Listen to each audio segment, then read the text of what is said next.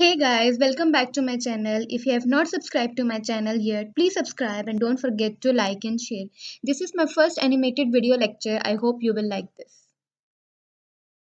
So, let's move on to our new topic which is related to common neuromuscular issue, that is sciatica. In this, we learn some basic intro of sciatica, how it develops, main clues to identify sciatica, sign and symptoms, causes and the risk factors, treatment mainly focus on physiotherapy treatment. We start with some basic definition of sciatica. Sciatica refers to pain that radiates along the path of the sciatic nerve, which branches from your lower back through your hips and buttock and down each leg. This is a severe condition, and sciatica affect as many as 40% of people during their lives. Is sciatica a disease or symptom? Mostly people, even medical students, confuse a sciatica with a disease or a symptom. So the answer is it's a symptom, it's not a disease.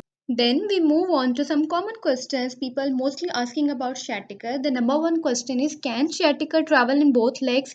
Yes, commonly it can travel in one leg, but it can rarely travel bilaterally due to some degenerative diseases and disc issues such as disc bulge, disc herniation, disc protrusion, spondylolisthesis, or a disc fracture. The next question is, when sciatica starts. It occurs when herniated disc, bone spur on the spine or nerving of spine, that is spinal stenosis, compressing the part of. The next common question is, can sciatica develop in teenager? Rarely, but yes. The reason is, as kids supporting events become more competitive and the activities more specialized, certain type of injuries causing back pain tend to rise. Teens who tend to punish their spine through gymnastic or extreme sports such as skateboarding, inline skating, and vert biking will frequently land very hard on their feet or buttock. Either way, the force is transmitted to the vertebra, which can result in a vertebral fracture or a damage to the intervertebral disc. These are all the possible causes of developing sciatica in teenager. So we move on to the next question is, at which age sciatica start?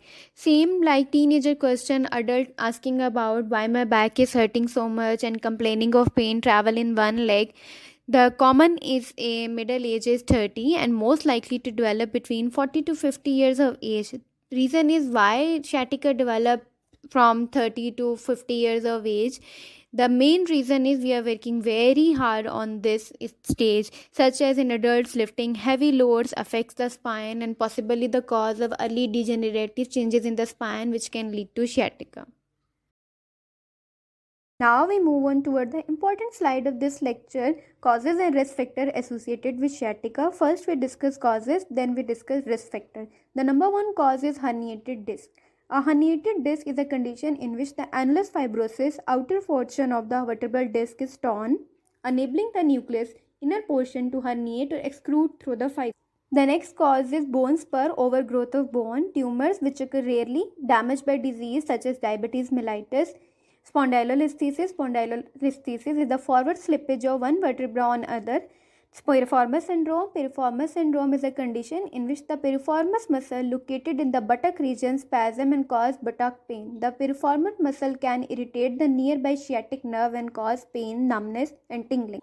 The next cause is trauma, and the last one is osteoarthritis, which is degenerative joint disease. Now we move on toward the risk factor. The number one risk factor is age. Number two, obesity. Number three, occupation, especially if you are carrying a heavy loads or driving for a long period of time. And the last one, if you are sitting for the prolonged period of time, it can irritate the sciatic nerve. Now we move on towards the treatment options. Number one, which is very best treatment nowadays for the sciatica, is physiotherapy. Number two, medications. In medications we can use non-steroidal anti-inflammatory drugs, oral steroids, anticonvulsant medications such as gabapentin, opioids, analgesics such as tramadol. Number third is massage therapy. Number four is lumbar therapeutic injections, and the last thing is sciatica surgery. Benefits of physiotherapy to treat sciatica. Therapy helps to reduce pain, restore your movement, strengthen your weakened muscles, reduce tension on your back, and improve your quality of life.